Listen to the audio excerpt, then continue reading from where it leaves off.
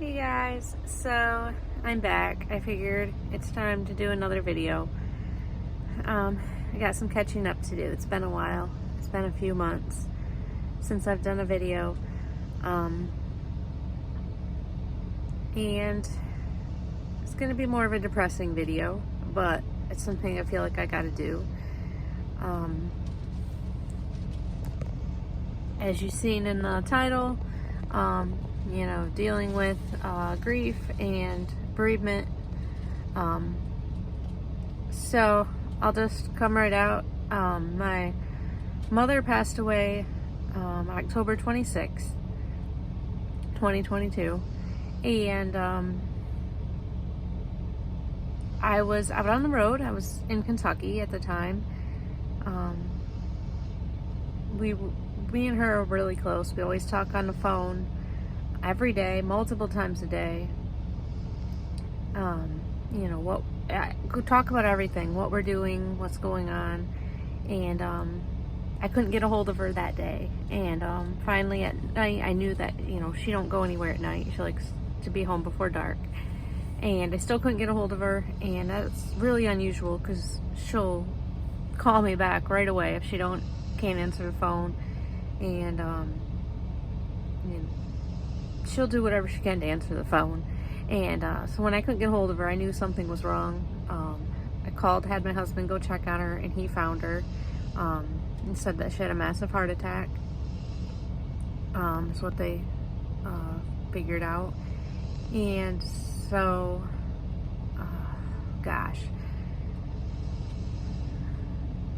I had to get home, and the load that I had from Kentucky was going up to Chicago, and so I had to go through Indianapolis. So I just told them I'm dropping this load in Indianapolis and I'm going straight home. That was fine, but when I got to Indianapolis, they wanted me to take a load home up to Michigan. They didn't want me to bobtail or deadhead up there. So that was kind of a hassle.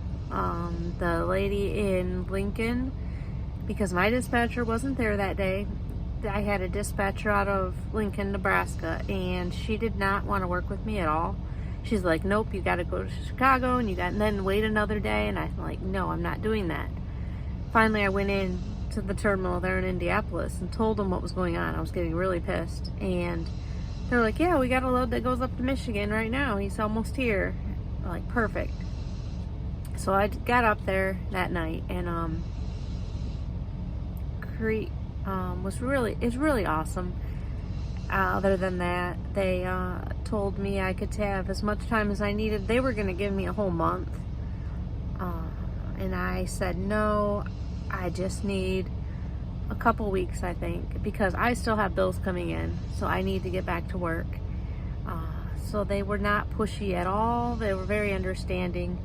And they sent $100 in her name as a donation, or whatever you want to call it, is what they did. And then they gave me the time off, obviously, not paid, but so that's how that worked. To compare them to Wilson, because my dad passed away when I was working for Wilson Logistics, and they sent flowers. They were also very understanding, gave me as much time as I needed. Instead of the money, they gave me some bereavement money, I think. Like $100 or $300 and flowers. So I think they did a little bit, it felt like they did a little bit more than crete. But whatever. It's not a big difference between the two. So after the 2 weeks, I was actually excited about coming back to work. I wanted to get back to normal, tired of the craziness, ready to kind of get back to a normal life. But then I was not prepared for my first day back out on the road.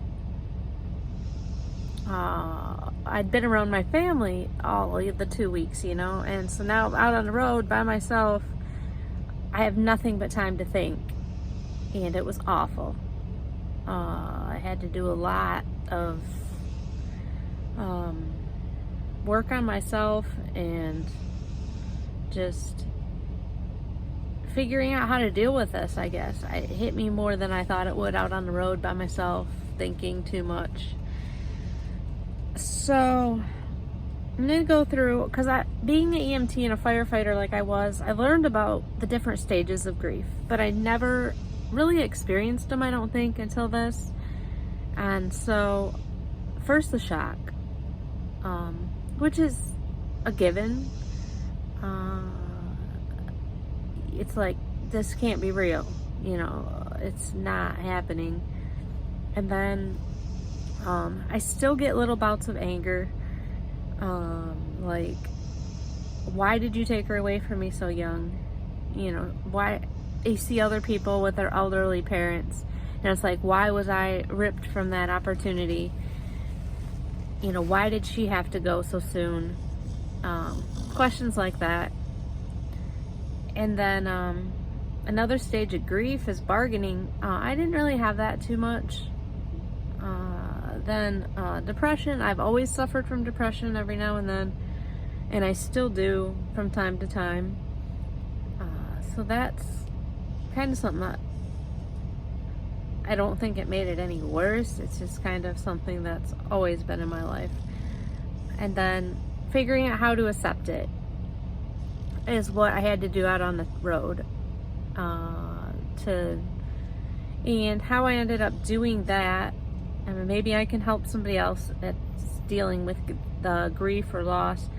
But I had to, actually, I watched some YouTube videos on people that have had near-death experiences, and they talk about what they experienced when they died, where they went, and for me to kind of understand maybe what she went through before she passed away, and where she went, and where she's at now, and that sort of thing, it helped me to get acceptance.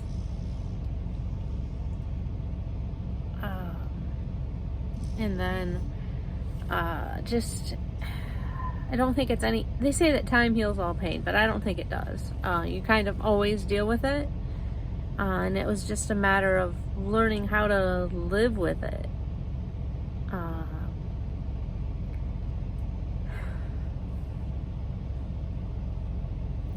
For me, it gave me an opportunity to become closer to my other family, to my aunts, to my grandma.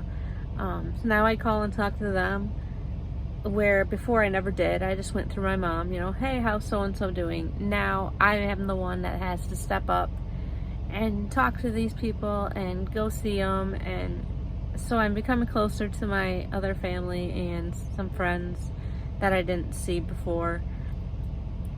It really softened my heart. Like, all the people that showed up were there to support me and my family. I want to be there for them, for other people now. I see what it means, and so now I feel like I can be there to support people better because I've been through this.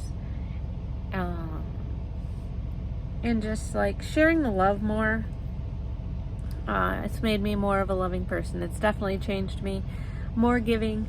Like if I see a GoFundMe on Facebook for somebody that passed away and that, the family can't afford the funeral, I understand. I've been there. So I'm more willing to donate because my heart goes out to these people. And it strengthened my faith a lot. I've turned to the Bible a lot more, and that's kind of, I think, what a lot of people do in these situations. But I did have a lot of regrets, and realized that, where I screwed up, things that I've done wrong. Because my mom kept a journal, and I couldn't even read it all. I read a few pages going through the house and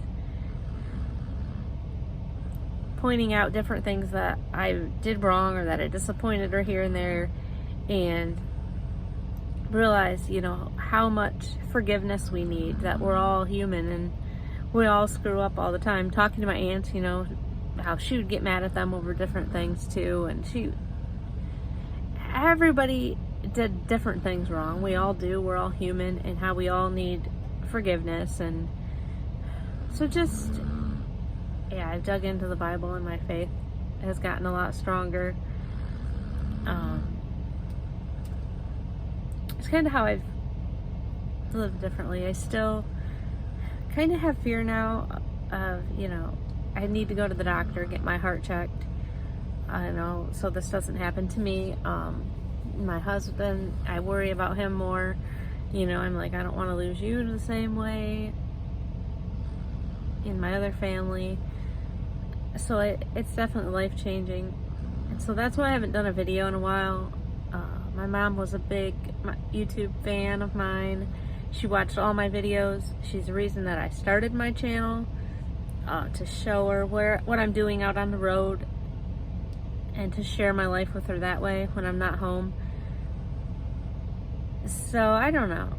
That's why I quit, and so now I'm ready to start it back up. Another thing I'm going to add on to the end of this. I've thought about doing a separate video, but I think I'm going to put it all in one. It's going to be a little bit longer, but make sure you have your stuff taken care of for your family. Like, not just a will, because I found out that even if you have a will, it still has to go through the court in the probate process. So your family will still have to pay all the court fees and possibly a lawyer fee if they don't know how to do the paperwork. If you have a house, it's best to have it in another person's name already, so it can easily transfer, or to put it into a trust. I'm not a financial expert, but this is from my experience. My mom's case is in probate right now. It's a pain. I had to get a lawyer because I don't know how to do it. I don't know what paperwork I need to file. And then because it went through probate, I have to pay the state of Michigan back for Medicaid. People don't know, if you have Medicaid, you have to pay them back. So it's a huge pain in the butt. And so this has opened my eyes to making sure you have everything set up. Like, make sure you have a beneficiary on your bank account, because they don't always ask that when you open it. Or make sure you have another person's name on it. Who's it going to go to? Make sure you know these things. And so that if something, you never know when something's going to happen. And then, so if it does, it's easier for your family. So that's what I got to say about that. Do your research. Think about it. Think about what you have and who's going to get it, and what it's going to take for them to get it. It bugs me that it's not something that's talked about a lot, but it's super important. So that's that, and that's where I stand, and I will have more videos coming up. So thanks for watching. Thanks for your support, and keep being safe out there, and talk to y'all later.